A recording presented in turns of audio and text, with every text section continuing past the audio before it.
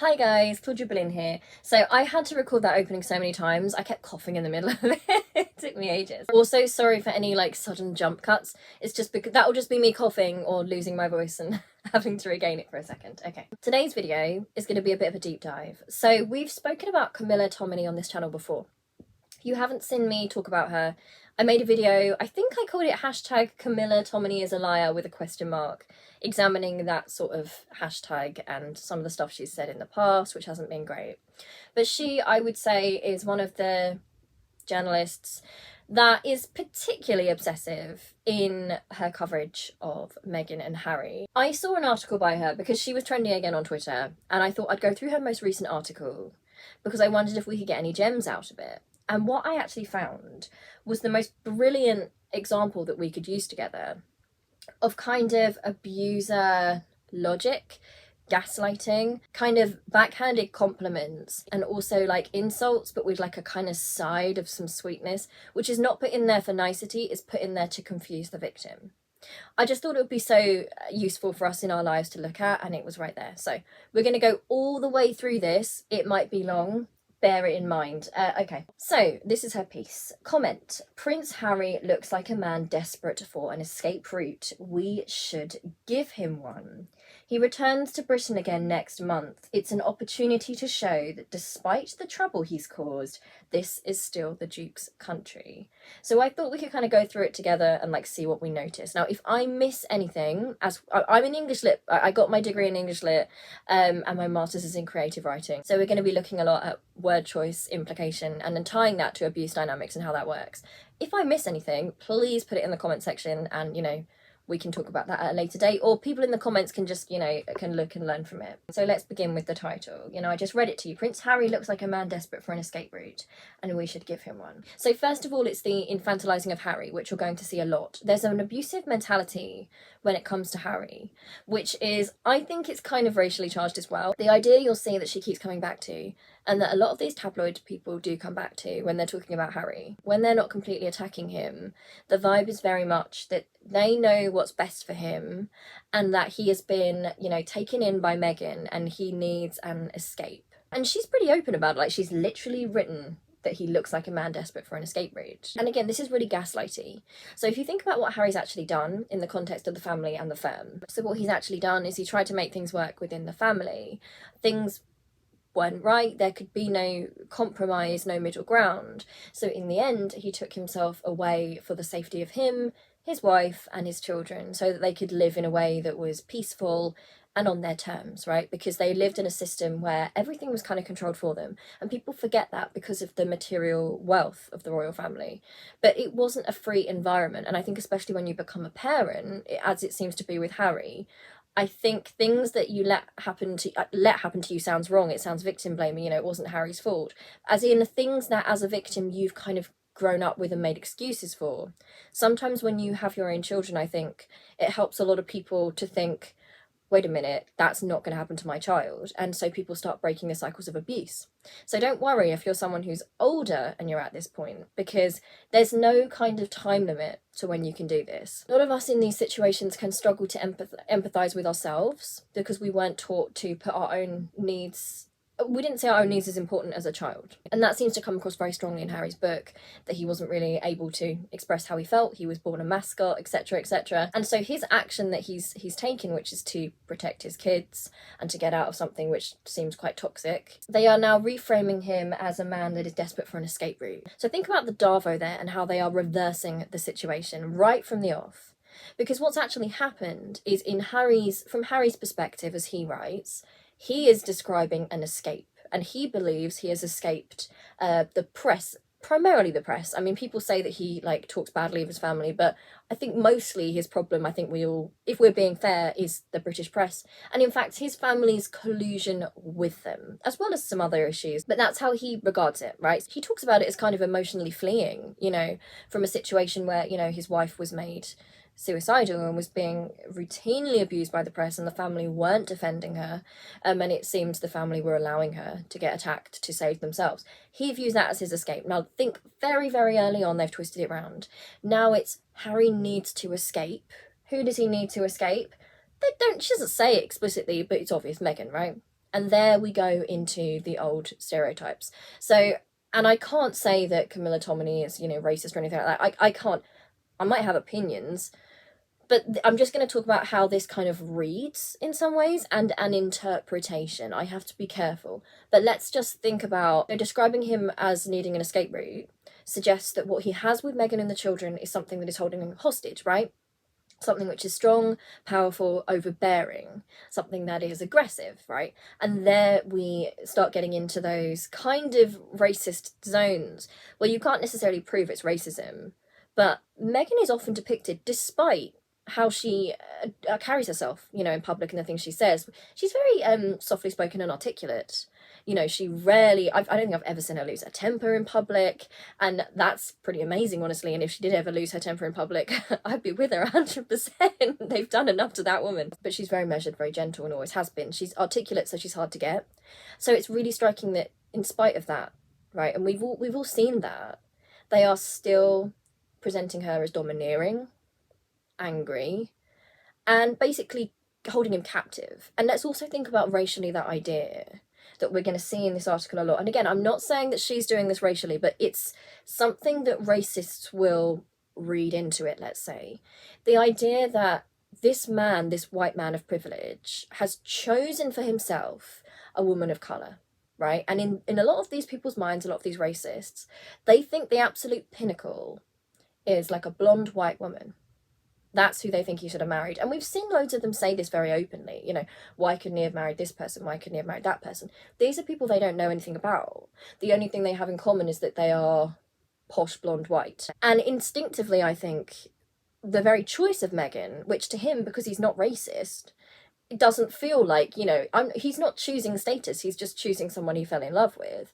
To them, they're automatically starting from this negative interpretation that she must have tricked him. There must be something very wrong with him, that he had the opportunity to get with like all these white blonde girls, and yet he chose the mixed race woman. And from the moment that he was publicly with Meghan, we've had that kind of low level, hard to prove vibe that something must be wrong here. You know, the very fact that they're together, not any of her actions, but the very fact that they're together suggests that, wow, she's engineered this. She's too controlling, because these racists think, why wouldn't he pick a white blonde woman? And that's their racism, because I think anyone normal and non-racist can see that, you know, as much respect as I have for Harry, he did very well with Meghan. Meghan is beautiful, articulate, seems like a really nice person. And this is also a way of getting at Meghan, because this press attention, they cannot now reach her. And I will make a video about how abusers can use coercive control, intimidation, to still try and control their victim or target, even when their target is like physically away from them. You know, there are lots of ways that abusers try to do this, especially in the modern age. But that's what we're seeing via the media, because every single time they're putting out this, Harry needs an escape route, you know, Harry's been taken by her. Even the strongest person imaginable, imagine knowing that the press is saying all this stuff. And if they ever did break up, you know, and there's nothing to suggest that, you know, there's anything wrong in their relationship. They seem to love each other a lot. But in some relationships, things don't work out. Now, just imagine into the future for a minute how that must feel. That must feel absolutely terrifying to Meghan, to know that if that ever did happen between them, which I don't think it will, but if it did, that the whole press would still turn against her as the villain. It's already been written, right? They will welcome the White Prince back. He would need to do a bit of penance, you know, and submit to William, you know, I'm sorry, I was so wrong for getting with Meghan in the first place, and the whole affair will be swept under the carpet. Abusers like to do this, and racists like to do this. There is the opportunity for the White Party to still come back to their own kind, right? They have to do a bit of grovelling, but you can still come back. She also writes, it's an opportunity to show that despite the troubles he's caused, this is still the Duke's country. So despite the trouble he's caused, even this is gaslighty, and I hope you've picked up on that. If you were just looking at this on face value, you'd think, oh, she feels bad for Harry and she wants to help him. Throughout this, there are all these little jabs, right? There are all these little barbs to show that it's not real empathy. This is not someone who genuinely believes that Harry is in some sort of coercive situation. Because if you look at her back catalogue of what she writes, she's very spiteful. And any of these people who truly believed that Harry was in some sort of coercive control relationship, which we have absolutely no evidence he is, by the way, it's quite ridiculous. But I can guarantee you that people don't actually think that, because they continue to ridicule Harry, right? They continue to put pressure on him. They want his title stripped. If they actually cared about him in that situation, they would be showing him a lot of love. They'd be trying to help him. They'd be embracing the children. Because if it was actually, I feel insane even discussing this because it's not real. But actually think about it. If they really believed that Meghan was this evil person they painted her as, this is the proof that they don't believe it, right? It's all just fake. And they know it's fake. Do they show concern for the kids? Right? Do you see genuine attempts to think, we've got to help the children? You know, we've got to help these people? No. And that's how you know it's all fake. And they know it's all fake. They know it themselves. Okay, also, this is still the Duke's country. It's pretty interesting because what about the kids? And that's something I got into in another video. You know, it's okay, he can come back, it's his country.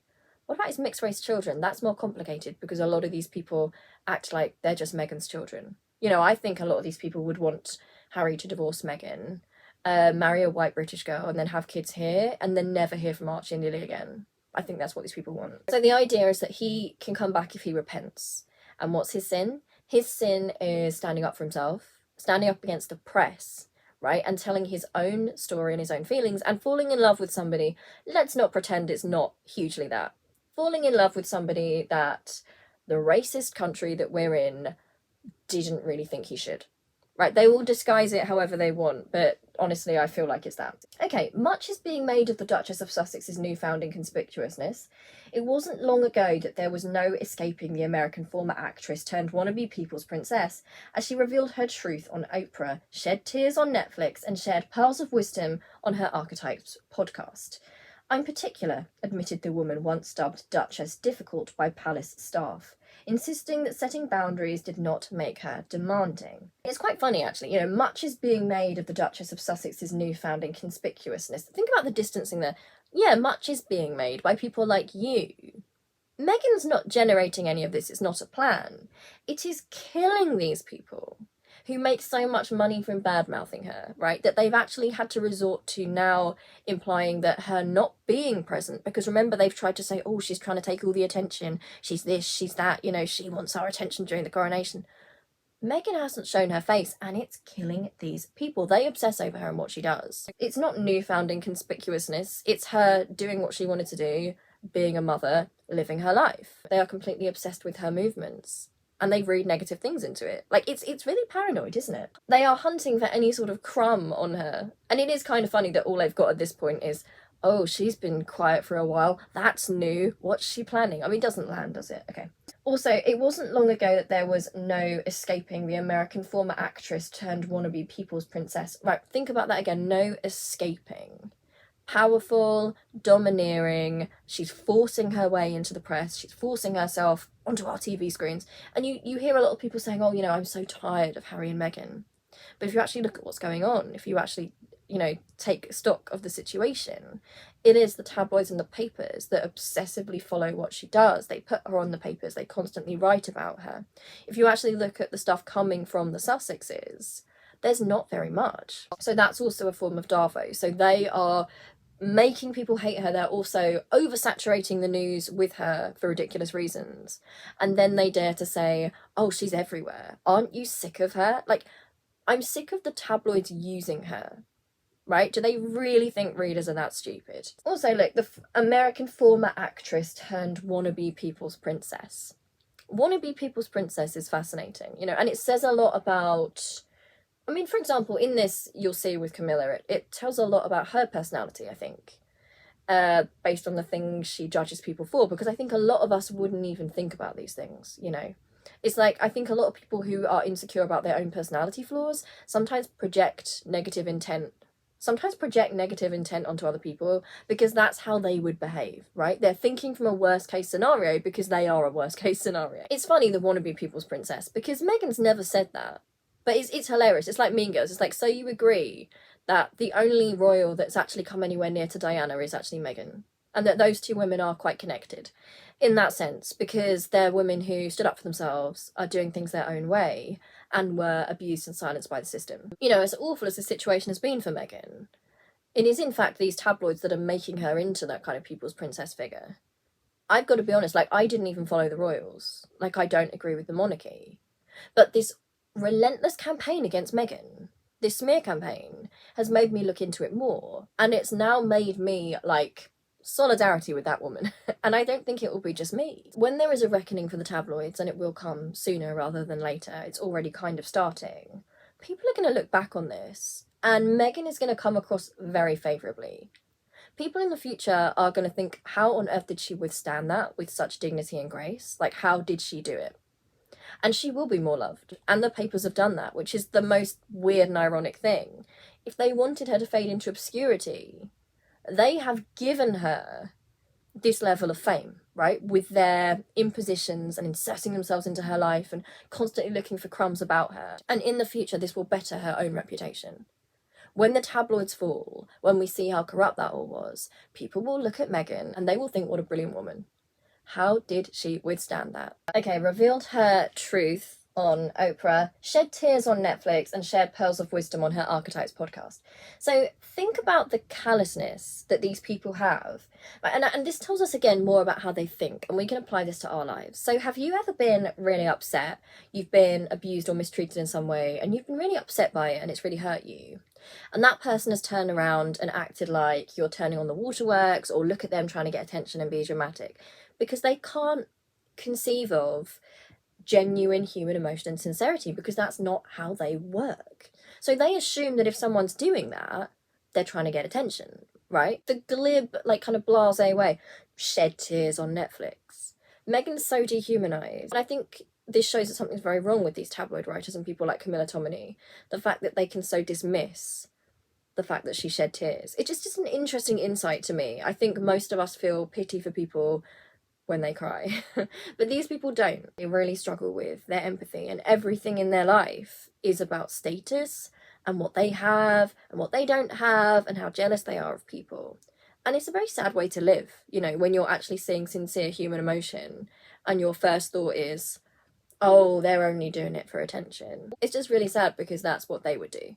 They are always telling you, abusers in these situations, they're always telling you what they would do in that situation. You can always read so much more about an abuser from what they say about you than yourself, because so much of it is projection that some of them aren't even self-aware enough to see themselves, but we all see. They've also quoted 2 words from Meghan. How can they prove she was Duchess difficult? Love that she's repeating that again. Once dubbed Duchess difficult, because she once said, I'm particular. Like, what's the problem with that? Like, that's the most they've got. They've obviously trawled through everything she's ever said. Has she ever said something about being difficult? And the best they could find, the very best they could find, was her saying, I'm particular. Which isn't even being difficult, you know? And it's surprising to me, and it's frustrating that a woman like Camilla Tominey would kind of perpetuate these ideas against women, because one day it will come back and hit her. You know, these sexist ideas she's playing into, she will not be protected from forever. You know, I imagine that to get where she's got to, I don't like her and what she does, but she's obviously intelligent, she's obviously worked hard, and she's obviously got a lot of ambition, right? She's got a lot of drive. These are the very qualities that she seems to deride Meghan for having. And I just wonder how long she thinks, and people like her think, that they can fend that off for themselves. Like, playing into that does not help her. It says here that Meghan said, insisting that setting boundaries did not make her demanding. Which it doesn't. I don't even know what Camilla's even meaning by bringing this up. Setting boundaries is really healthy. I mean, I suppose this is coming from someone who doesn't believe in, like, mental health stuff and calls it psychobabble. But what we know, if we're like, let's be honest, emotional maturity, right? People with emotional maturity, life experience, who understand these things, know that setting boundaries in a healthy manner is a really positive thing to do, especially for women who often find it very difficult to say no, and we're taught from childhood to kind of accept bad treatment and to make ourselves smaller and push ourselves aside. So it can take until we're slightly older to kind of advocate for ourselves, and that's a really great thing to do. I'm not sure what she means by, like, highlighting this, oh, she says setting boundaries doesn't make her demanding. All it really shows us that Camilla Tominey doesn't understand the concept of setting boundaries. I'm sure she sets boundaries all the time. I think maybe she just doesn't understand. I don't know. Okay, but having been completely absent from the promotional activity around Spare, her husband's warts and all autobiography, that's hilarious. What? It's his autobiography. Like, yes. When people write an autobiography, you get the good, you get the bad. It's the story of their life from their perspective. You know, what did you think it was going to be? Like, read a biography if you don't want that. Now, having decided against attending the coronation, preferring instead to remain in California, Duchess Doolittle would appear to be a better moniker. Now, this is funny because I didn't even realise this, but what it's accidentally done is kicked up people again, because apparently the rumour was that Kate Middleton was nicknamed Doolittle. Was it Duchess Doolittle? She was nicknamed Doolittle because the tabloids kind of called her lazy and stuff like that, and people forget that the tabloids turn on people. This is why Harry is wise to, like, be really, like, to set boundaries with the media and to advocate for himself and his family, and Meghan is too. And why it will not work that Kate and William are complicit right now. Do they forget that the media basically attacked them for years and years? Do they not think that that will go back on them? Because it will. It was quite a funny backfiring there, because all this stuff started coming out about how Kate was called Duchess Doolittle, apparently by the Queen. It might not even be true. But the fact that that's come out of this by saying that name is such an own goal. So foolish. Okay. And it's also funny in terms of, you know, the depiction of Meghan that they have. Duchess Doolittle, she's being called in this. They can't make up their minds with their smears, right? Because 1 minute she's too ambitious, overwhelming, right? She has to be involved in everything. She's relentless. She's a powerful, overpowering, demanding woman. You know, and she works too much, and she does this and she does that, and she's trying to make her way up the ladder. But then she's also simultaneously Duchess Doolittle and is supposed to be lazy and doesn't do anything. They can't even make their own smears make sense. Like, it's so ridiculous. Okay, this next bit. Biding her time since that South Park episode, there is mounting talk of a rebrand, with Meghan reportedly planning to revive her lifestyle blog, The Tig. Think Martha Stewart meets Kim Kardashian, presumably with enough paid endorsements to fund the couple's quest to maintain financial independence from the crown, and possibly to get a new kitchen. Okay, again, biding her time. Think about the kind of fairy tale villain, wicked witch narrative here. Biding her time since the South Park episode. You know, there's nothing on her. They're desperate for crumbs. There's nothing, so they've got to make her scheming, right? She's biding her time over there. What's she going to do now? Also, there is mounting talk of a rebrand. They're so obsessed. The mounting talk, I guarantee you, is people like Camilla. And they will go into a room with people and be like, what do you think she's going to do? And they'll kind of talk it around in the room. Maybe she'll rebrand, and that becomes the news. Oh no, hope she doesn't rebrand. She's evil, she's rebranding, even though she's not rebranding. With Meghan reportedly planning to revive her lifestyle blog, The Tig, I just kind of feel like, why do they care? They're really obsessed. Is she going to revamp her blog? I don't know. And frankly, if you don't like her, why do you care? And the bit about paid endorsements to fund the couple's quest to maintain financial independence from the crown, possibly to get a new kitchen. I don't know why she's talking about a new kitchen. I don't know if I missed something, or if maybe in her mind she's thinking about, oh, I'd like a new kitchen, and then it's kind of worked its way in. What's the problem with them wanting financial independence from the crown? Like, yeah, I like that idea. It's kind of good, actually, that the taxpayer doesn't have to fund things, and that they're actually making their own money and doing their own stuff, right? They can't do right for doing wrong, you know? It's like, oh, they're taking money from the crown, how dare they? And then it's like, oh, okay, they're going to pay for themselves. How disrespectful that they make their own money. Like, no, that's a good thing to make your own money. But as the mistress of reinvention works on Megxit the sequel, what is the Duke of Sussex to do? The John Lennon to his wife's Yoko Ono, or, as someone once joked on Twitter, Woko Ono. Things aren't quite as straightforward for the fifth in line to the throne, for whom Britain appears to be the third person in his marriage. The mistress of reinvention. Again, the funny thing about this is that Meghan has actually remained consistent the entire time she's been in the public eye. I have not once seen her attempt to rebrand. She has always been who she is. It's actually Kate that keeps rebranding, and I'm not even saying that in a negative fashion. The women's magazines keep talking about it. Kate's rebranding is this, Kate's rebranding is that, Kate's trying to take the monarchy in this direction, right? Meghan hasn't once rebranded herself. It's not happened even once. Also, Megxit the sequel. These people are, if they were in another life, they would be Meghan's biggest fans, but like obsessive and restraining order people. Megxit the sequel, it's like she's probably written it. It's a musical she's written. And also the joke about Woko Ono, as someone once joked, it's not a funny joke. She probably sat at home and like cried with laughter over that pun. You know, she probably saw the Netflix documentary with Meghan crying, and that made her laugh a lot. So she was already in a good mood because seeing other people's distress made her laugh. And then she suddenly saw that, or someone said it, or in her own mind, Woko Ono, and then she just cracked up laughing. She's cracked up laughing. Now, also, what is this about for whom Britain appears to be the third person in his marriage? So it's now using a line from Diana, right, about the horrible abusive situation that she was in, where she was kind of married in like a sacrifice, right, the young wife who would do as she was told, because Charles was so indoctrinated by the abusive system that he couldn't marry who he wanted, and he became complicit in the system, and Diana was like the sacrificial lamb there. Why is she trying to take the trauma of Harry's mother and make it work here in a way that it doesn't even make sense?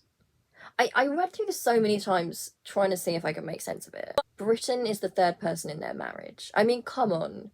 I mean, even, like, I don't want to, like, contribute to anything nasty about the couple, but they could have said something funnier than that. If I was evil, and on the other side, I could have made up much funnier third people or third things in the marriage. I mean, I would also say, you know, on a serious note, the idea of there being 3 people in the marriage, I would say the media are trying to interfere in this marriage. It's none of their business, and they're trying to, like, break them up. The media are desperate to be the third person in the marriage, and they're actually angry because there are only 2 people in that marriage, and it seems to be a respectful, loving marriage. They're so angry. They really want to break it down. Like his relationship with the royals, Prince Harry's connection with his country of birth is complicated. I love my mother country and I love my family and I always will, he has said. I just wish in the second darkest moment of my life they'd both been there for me. Yet in making a surprise return to London for his High Court case against Associated Newspapers Limited, and in agreeing to attend the coronation on May 6th, Harry looks like a man with a yearning for Blighty. And if that's the case, if he does want to come back, for at least a temporary period, shouldn't he be welcomed, not only by the palace, but the public too? And I mean, it's just fiction, right? It's just, like, desperately trying to, like, force their own agenda on things. It's kind of embarrassing. I think these people should watch TV, because it can be really fun to do this with fictional characters, right? If you want to get invested in a story like that, watch a TV show. Read fiction. Oh, he looks like he has a yearning for Blighty. Blighty's like a kind of like a nickname for Britain, like, in the past. It's just like a kind of jokey name. I mean, yeah, it really seems like that. I mean, coming here to hold the newspapers to account, the tabloids to account for harassing him and his family, as well as all the other celebrities, and actually the family members of people who've been murdered, etc., you know, and him attending, with some difficulty, the coronation of his dad, who is his only living parent and who he does still love. Yeah, I mean, I read that so strongly as he's just desperate for Blighty. Why else is he here? It's not like you just listed the 2 events that are happening here for which he needs to be present. If he wants to come back for a temporary period, shouldn't he be welcomed not only by the palace but the public too? This is a woman who spent, I can't even tell you, if you look at her back catalogue, she spent so long, like, insulting him and Meghan, insulting his wife. And it's like all these, like, backhanders, right? She's like, oh, I feel sorry for Harry. And then she'll throw something in like, but he's an idiot. It's so duplicitous, right? It's so fake. You know, oh, shouldn't we welcome him back? Look at your back catalogue. Acting like you've not played a part in making people loathe the man, right? For things he hasn't even done or said. Right, and putting a negative spin on things. And then suddenly it's like, oh, maybe we should welcome him back. I mean, the vibe I get, and I just have to be completely honest, do you get the impression that perhaps Camilla has feelings for Harry? Maybe. I don't even mean, like, individually, if that makes sense, but more the idea that, I don't know, they kind of, a lot of these tabloidy people talk like he's a naughty boy, like he's their own relation. Like he's a troublesome cousin or something, right? They talk down to him like, oh, we need to put him in line, but he's our Harry. And later she's going to say our Harry. And it's pretty chilling. Like, they really do feel they're complete strangers, remember? You know, the only time they've been connected to them has been through his role. but they feel like they know him. You know, they talk about, it's really, really creepy. The truth is that Harry will always seem more at home here than in the United States, even after his imminent eviction from Frogmore House. In America, he's just, as the South Park creators rather cruelly put it, a dumb prince. And that is a great example of what I'm talking about. So she'll try and pretend, as these people do, oh, we feel really sorry for Harry, poor Harry under Meghan's spell. And then she calls him a dumb prince. She brings up, oh, I'm only saying it because it was in South Park. You're putting that in your article for a reason. This is an abuser tactic, because in real life, abusers will really confuse you because they'll give you mixed messages, right? So they might say something really horrific to you, but they'll say it as in, like, you know what, I really do care about you, and it's because I care about you that I'm gonna, like, completely undermine your confidence and make you feel like complete rubbish and hurt you and say all these things to you, but it's because I love you, right? You know, we're only like this because we're close. It's a good relationship. You know, they can deliver a cutting insult in a really calm voice. And then if you get angry or upset, it gets turned on you that you're the person who's instigating, because why are you so upset and so angry? As if they haven't been setting you up to undermine your confidence and to put you into that space for a really long time. That's what we're seeing here. In this very article, we've got this demonstration. You know, it's basically saying, look, come on, we still like you. Like, I know people hate you now and America doesn't want you and you're dumb. All of which, by the way, are lies. They're all like tabloid lies.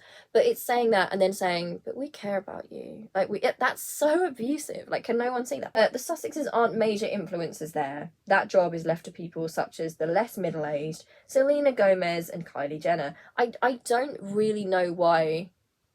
Isn't she middle-aged? Why? I don't know why that's in there. It's like, oh, only young people can be influencers. And also, like, they're not influencers. Meghan and Harry aren't influencers, are they? I suppose it depends. I suppose they influence people because they're speakers. I suppose anyone can be an influencer. Duke and Duchess are just another pair of celebrities in a country where they are two a penny.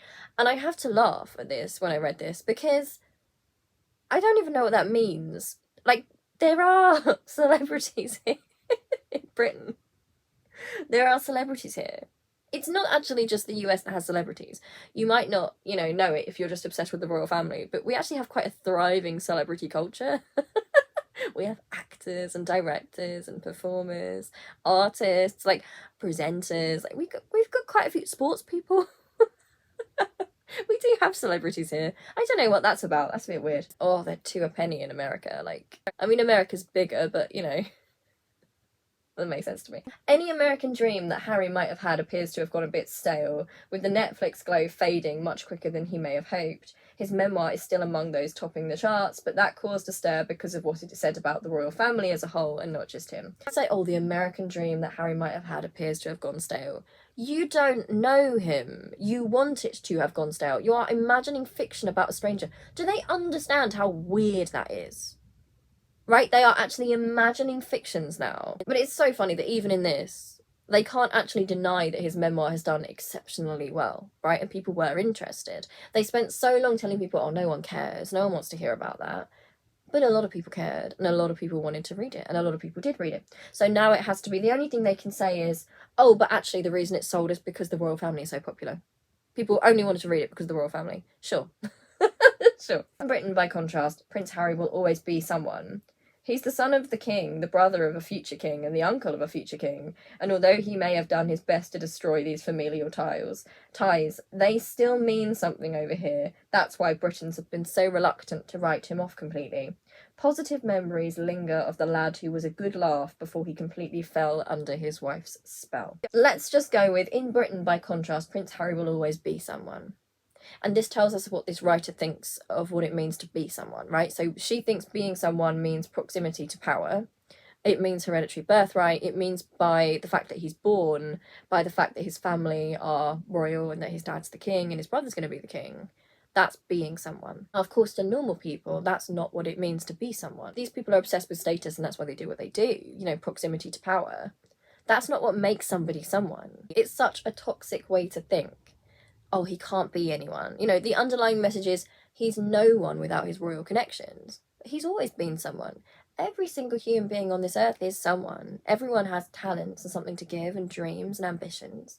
Every single person has that to give.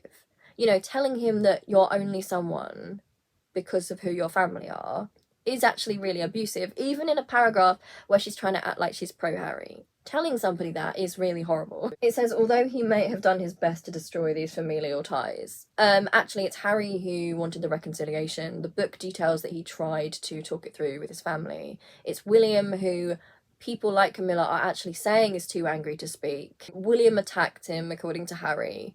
You know, we're talking about Charles not defending the family against racism here.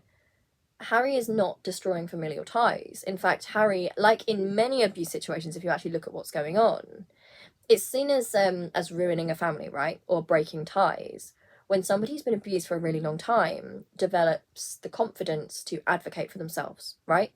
All it takes in these systems is someone saying, do not treat me like this. And bear in mind, when Harry met Meghan, this is a woman who was able to say to William, who has significant power over her in the system, keep your finger out of my face, please. All it took was for Harry to start understanding his worth and to say, no, please don't speak to me like that. And, you know, I want a little more equality here. Can we talk things through? And it's breaking familial ties, right? That is not how a family should run. And if your family runs like that, that is not something that you need to protect. You need to protect your peace and your safety. It should never be that standing up for yourself and your boundaries is something that breaks familial ties. Because remember, healthy family wants compromise, peace. People will work together to work problems out, right? They will try and fix things. They will make compromises with each other. They will talk because they love each other. It's not about power. It's not about control. It's about growing together, listening, understanding your differences, learning to accept those. Family should encourage you to be the most full and healthy, happy version of yourself, right? It shouldn't put expectations on you other than like just kindness and goodness. It's about helping you become self-confident. So, because you need to be out there in the world confident, right? Because it makes you vulnerable if you're not taught that. So if you're in a family where you're not taught those things, it leaves you vulnerable. And it can unfortunately be that sometimes when you do learn those things, the people who've been abusing you don't like it, but you must stick to your guns. Also interesting that Camilla here is talking like she's part of the family. You know, oh, the family ties still mean something over here. You're not part of the family. These people like live vicariously as if they're part of the family themselves, right? They act like they're personally victimised. Like, you're not involved. I know that they want to be involved, but they're not. That's why Britons have been so reluctant to write him off completely. I mean, I would say that people have been pretty vile to him. I would say the reason they've not written him off completely is because he's a white man, and they're still saying to him, if you leave her, right, you stop being woke, and you leave the kids, and you come back and you marry a white blonde girl, then maybe we can forgive you. Right? Because he's a white man. That's what it is. Positive memories linger of the lad who was a good laugh before he completely fell under his wife's spell. Positive memories. Such positive memories. Because when you actually care about someone like that, you know, you just ruthlessly undermine them at every turn, right? Constantly attack. It doesn't make sense. It doesn't make any sense. The lad who was a good laugh. It sounds like that's how abusers are, by the way. So you kind of start standing up for yourself. And it's like, oh, you don't have a sense of humour anymore. And it's like, well, actually, no, it never was funny to abuse somebody. You know, that's never been a funny thing to do. So if you might know this in your situation, you know, if you stood up to racism at work or something, you'll often get told you're being a killjoy.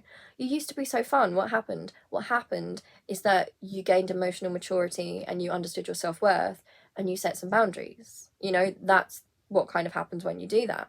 And it's actually a sign that you're doing really well spiritually, right? And you're improving in your life. It's not something to be disheartened about. And actually, once you gain that power for yourself, you can actually reconnect your relationships in a way that is stronger and more equal than before. The bonus is that the abusive people don't have anything to do with that. You know, people who are actually loving meet you as an equal and you can form something better, stronger, happier and more loving and more brilliant. Also there, before he completely fell under his wife's spell, we're still going with those wicked witch things that they did to Anne Boleyn. You know, he doesn't have any agency. His wife's just evil. She's actually seduced him. Of course, he couldn't have gone for her naturally. Wonder why that is. Why do they think that? Indeed, people seem generally pleased he has chosen to support his father on the biggest day of his life, and they will be largely delighted that Meghan won't be making another appearance in Westminster Abbey.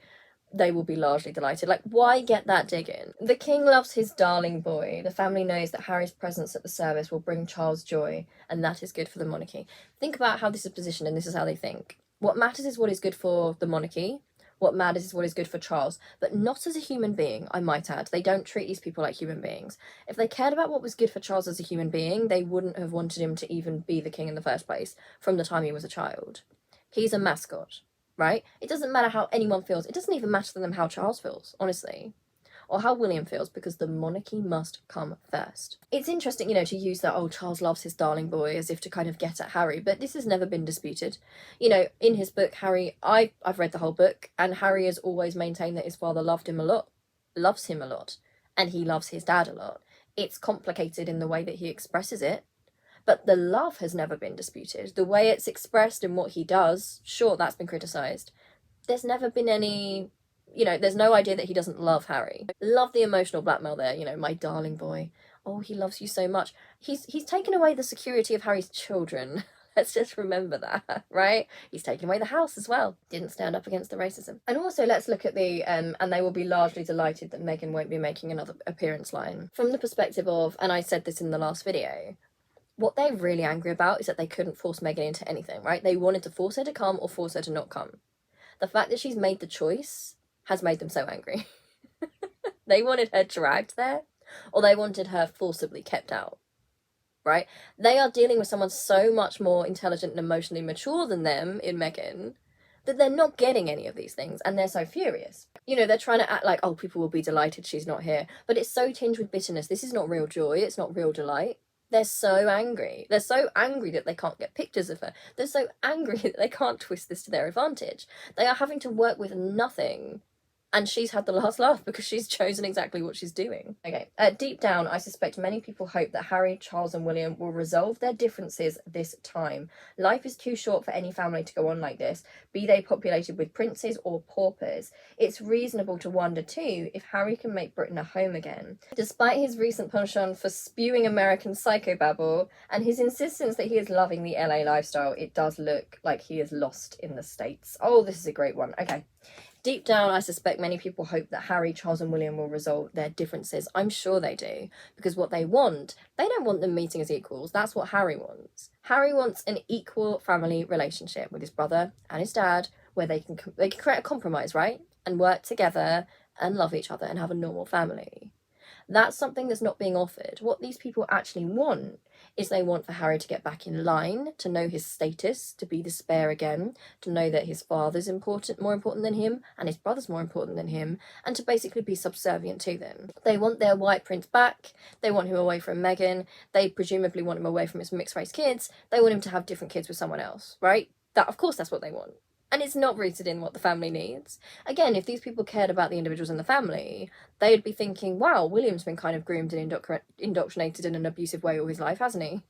They don't think about that. And again, it's on the victim to kind of resolve the differences. But Harry's been very open. You know, Harry has said openly that if there's anything he's done wrong, then he'll admit to that and he'll discuss it with them. It is they who don't want to compromise. And it's because, this is the sad truth, in some systems, Harry was only allowed to be there when he was subservient, and now he's learned boundaries. He's not welcome, because it makes them feel insecure. For whatever reason, they feel insecure by something Harry has, makes them look at themselves in the mirror and think, wow, I'm not as good as him, deep down. That's what all these relationships are about, essentially. Life's too short for any family to go on like this, be they populated with princes or paupers. And you know, I love that Camilla Tominey has done so much to bring that family together. It's heartwarming. It's reasonable to wonder too if Harry can make Britain home again. Well, I mean, his house got taken away, didn't it? Are we just forgetting the fact that there was a house here for Meghan and Harry and the kids, but they got evicted? Despite his recent penchant for spewing American psychobabble, otherwise known as delving into his mental health and therapy, which is an intelligent thing to do, and his insistence that he is loving the LA lifestyle. Again, they claim to know Harry's mind more than he does. It's so infantilizing. It's like, how can you possibly want that? It's not what I would want, so how can you want that? And it just shows again that he's meant to be a mascot. He's meant to want what they want, live the way they want him to live. And if he's not living that way, then he must be miserable, right? And they also kind of enjoy the fact he's miserable. The cynics would say that even before he met Meghan, Harry was not fond of this green and pleasant land. In 2008, when he was serving his first tour of Afghanistan, the Duke was asked if he would ever return to the war zone. "I don't want to sit around in Windsor," he replied, "but I generally don't like England that much, and you know, it's nice to be away from all the press and the papers and the general S-word that they write. Yeah, I don't understand. The cynics would say that even before he met Meghan, he was not fond of the green and pleasant land. And the implications here. So first of all, Harry has had trouble since he was younger with the press. Like, we've seen him struggle with that for a really long time, which I don't blame him for. And I feel like, you know, even William, the way he is now, has probably struggled a lot with that. You know, it's been really invasive and horrible. He didn't feel free. He felt constantly monitored. He felt like the mascot he was. Kind of trying to frame him as unpatriotic. I believe that's what she's trying to do with, you know, he's not fond of this green and pleasant land. It was never that, in my perspective, from what I've read. It's not that he hates England or he's unpatriotic or he's a traitor. It was that things were really unlivable for him here, because he was a little boy raised into a role he didn't want, where he was being stalked and tormented by grown adults. Whatever he did, his body was put on the front of the tabloids. People wanted to know about if he was circumcised or not. His mother died, and in his grieving, they invaded his grieving period. And probably, you know, the relationship he could have had with William in a different system, in a different healthy family life, has gone, and that's a grief for both of them. I don't know how William feels about any of this, but that is a real grief, that those brothers have lost each other because of this horrible system. He's very explicit that he says, you know, it's nice to be away from all the press and the papers and the general S-word that they write. How bold and audacious do you have to be part of that press and to bring that up? Like, where's the awareness here? And it says, but now that he is sitting around in Santa Barbara with the press continuing to write about him back home, has he really achieved peace? And this made me angry. So they contrast this with what he said before. I don't want to sit around in Windsor, he said previously, but now he's sitting around in Santa Barbara. They don't know what he's doing in Santa Barbara. And it's sad, isn't it, really, that they view what he's doing as just sitting around doing nothing. He's a father to 2 children, right? I believe he does work with the Invictus Games. He's got his book. There's all kind of things that him and Meghan are doing right now. But, I mean, also, he's raising 2 little children in a really difficult situation that's not of their making, or of his making or Meghan's making. And he's being a dad. I wouldn't call that sitting around, would you? And also, the press continuing to write about him back home. Has he really achieved peace? How manipulative, right? So the press is still continuing to write about him back home. Are you going to talk about how bad that is and how you're one of them? Because it seems like you're obsessed with whatever he does. You're constantly making him feel monitored like they did to him as a child. No wonder it's traumatic for him when that's like a childhood wound he's had. Has he really achieved peace? And this is... oh, this is Abuser 101. They do this all the time. So what they'll do is, when a victim wants justice and accountability, or just to be heard, right, or to have their own perspective and their own boundaries, they'll hit them with, oh, but don't you want peace? Now, think about it like this. And here's the thing. When there's abuse or injustice, you don't have to want peace. It's okay to just want justice and to be heard, right? That's absolutely fine. There is no expectation, there shouldn't be, on the victim that they have to want peace, right? That it's your job, after having suffered, to then have to make things peaceful again. And that's something we do to victims. That's something that I'm sure Harry's had to deal with for many years, being the spare, being second best, right? Knowing that his needs get put aside. Now, also, Harry does want peace. And I would argue he's the only one that does in the situation that we know publicly. I don't know what's going on in private. And I say this because of this reason. The only way to have peace in that system is through mutual respect, right? Adults have to have mutual love and respect for each other, for their differences. There has to be empathy and compassion and a willingness to compromise, right? And these are just things that in successful relationships with people you need to do. That's how you get to peace. Now, they're suggesting that him standing up for himself has scuppered all ideas of peace, which makes him bad. No, that's not the case at all. And that's what they tell people in abuse dynamics, to stop them from standing up for themselves, basically. For peace to genuinely happen, you need mutual respect as adults. Harry is being honest, right? Harry, as she puts, is being very warts and all. Although it's being reported as if he's presenting himself as this perfect person, that's absolutely not what he's done. He's tried to be as thorough as possible. He's the only one I can see doing that. So it's just very interesting. Has he really achieved peace? he doesn't have to achieve peace, but also he's probably the only one trying to. Okay, it always struck me that if there was one place Harry would yearn for outside of Britain, it would be Africa, not Los Angeles. What do you mean it always struck you? This was in the autobiography. It always struck me. She's always thinking about it. He once said, "I wish I could spend more time in Africa. I have this intense sense of complete relaxation and normality there, to not get recognised, to lose myself in the bush with what I would call the most down-to-earth people on the planet. People dedicated to conservation, with no ulterior motives, no agendas, who would sacrifice everything for the betterment of nature. I talk to them about their jobs, about what they do."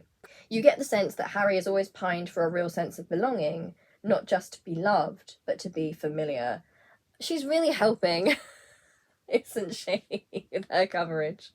Just from reading this, you would expect that she's led this campaign of kindness about, you know, let's heal the wounds and let's help Harry and Meghan come back and make things nice for them. That's what you'd imagine. That's not the case. Responding to the death of Help for Heroes founder Bryn Parry, who made a life-changing difference to military veterans and their families, Prince Harry paid a heartfelt tribute, saying, "We bid farewell to a man who, alongside his wife, completely transformed the UK charity sector for the benefit of those who have served. His vision, determination and brilliance provided a lifeline for thousands of veterans as well as their families when they needed it most." So again, in amongst the insults, and this is what's so fascinating as well, because in these people's minds, they're so used to thinking like this, that they imagine that they can act like the safety of Harry's children is nothing, right? Not try and act like those children should be safe. They can push Meghan to the brink of suicide, and then they imagine that with kind of insulting Harry but also offering something to him, they can get him back, right? It's so abusive. And the thing that's so sad is that this will be how they controlled Harry before he got out, right? It would have been, he's being talked down to and all this kind of thing, but that little glimmer of, wait, but they say they care about me, that keeps you in. And that's part of the conditioning and the grooming of people who are abused, right? Because that glimmer they cling on to. It's really sad, and that's what we're seeing in this article, basically. It's not sincere, it's designed to confuse, it's designed to make him feel like he's done wrong and needs to atone. And it's basically acting like he has to leave his wife and children to be accepted. And I don't think they quite understand that he's reached a maturity, that anything that demands he leave his wife and his children, right, and put his own boundaries aside, is not something worth having. The saddest aspect of all this is how low Harry, a former British Army officer, has fallen in the estimation of his fellow troops, who once admired his determination and brilliance. It is now unlikely he will even wear military uniform to the coronation, despite all he has achieved with the Invictus Games. The saddest part, that really demonstrates what I just said, right? So think about that. The saddest aspect of all this is how low Harry has fallen in the estimation of his fellow troops. Bear in mind that's not even true. That's something they keep trying to peddle, which isn't true. But the idea that it's so sad for him, we do care about him, but he's so low and no one likes him, everyone's abandoned him. That's how abusers speak. That's how they control you. They leave you so confused because you're thinking, like, were they being nice? Were they being horrible? They said a horrible thing, but am I thinking too much into it? It can drive you mad. You know, also, it is now unlikely he will wear a military uniform. Wasn't he prevented from wearing his military uniform at the Queen's funeral? Maybe I might be wrong on that, but I feel like he's been prevented from doing that. And lastly, the man who was once our Harry needs a purpose in life beyond attacking the media and his family. By giving him a warm welcome in 3 weeks' time, Britain might be able to help him find it. The sinister use of our Harry shows the extent of the ownership they feel over him. They feel they can abuse him and abuse his family, speak in this horrible way and manipulate him, and then still call him our Harry. It's like they think they're part of the family. They're not. He never belonged to these creeps, and that's what makes them so angry. Like, they feel personally victimized that he's saying, you don't have access to my life. Because they're weird. They're like stalkers, right? They don't know him. They just obsess over every single thing he does. He has left at this point, and they're still feeling wronged and slighted that they can't control him anymore. They didn't know him. They didn't mean anything to him. And they're angry about it, but they can't express that. So they write silly things like this. It's like, oh, he's not our Harry anymore. Well, what does that mean? Did that mean that he had to be subservient and know his role and be a mascot? And did he have to put up with racism? And did he have to just accept that as who he was? Is that what it was to be our Harry? If you cared about him, you wouldn't want that for him. He is not public property. He is his own human being. And so many of these monarchists, I mean, I know they claim to support people like Charles and Camilla and William. They don't as people. watch, I mean, seriously, like, they care about them in terms of who they are, the status. They don't care about those people's well-being at all. They will turn on those people too, if necessary. He needs a purpose in life beyond attacking the media. Let's just be completely clear about this. Attacking the media, he is holding to account the tabloid media who has harassed him since he was a child. They have hacked phones. They have taken invasive photographs of grieving families, right? People at the lowest of the low points in their lives. They are like rats, right? They create money from people's suffering. They stalk, they harass, they abuse, they create hatred, and it sells to make their money. He's not attacking the media, right? He is attacking the injustice because he's a victim of it. And they know that. They absolutely know that. Beyond attacking the media and his family. And it is so rich, isn't it? William literally attacked his family. He literally attacked Harry. But let's also look at the use of family here. The media and his family. Who are they counting as Harry's family? They still count the royal family as more important to him than his wife and children. He is a father. He is a husband. He is not the one who wants a rift. He's tried to reach out to the other parts of his family, but he has a family. He has a family in Meghan and those kids. And they still think Harry's their property and act like he needs to still go back to his family, his real family, because they don't see his family now as his real family. You have to ask yourself why that is. If Kate and William broke up, do you think they would act like George, Charlotte and Louis weren't William's family? They wouldn't do it. Why do you think that is? You know, Britain might be able to help him find his purpose. He's lost his purpose. He's fallen away. He's so lost. He's so unhealthy. And the gaslighting of acting like he's being unhealthy right now, when actually, no, he is expressing genuine feelings of hurt, because that's a sign of emotional maturity, right? At a situation which was abusive. And he's making his own decisions. And they are now trying to gaslight him into thinking, oh, he's troubled. He doesn't seem well to us. You know, he doesn't seem well at all. These people talking are people who are basically stalkers and harassers, right? Who write these things for money when they don't even know these people, but they act like they do. And then they try and make out that Harry's like had some sort of blip. The Meghan thing will be over soon. Come back to us, Harry. It's really, really horrible. So this has been so long, but I wanted to go through it in such detail. The abuser logic is strong. And I'm sure if you're someone who's dealt with these kind of dynamics, you will have had alarm bells going off the whole time. Like, it makes me angry. But I hope you're really well. Let me know what you think. It's going to be a long one. I don't know when you're going to get this. It'll take ages to edit. But yeah. All right. I love you. And I'll see you really soon. Love you. Bye.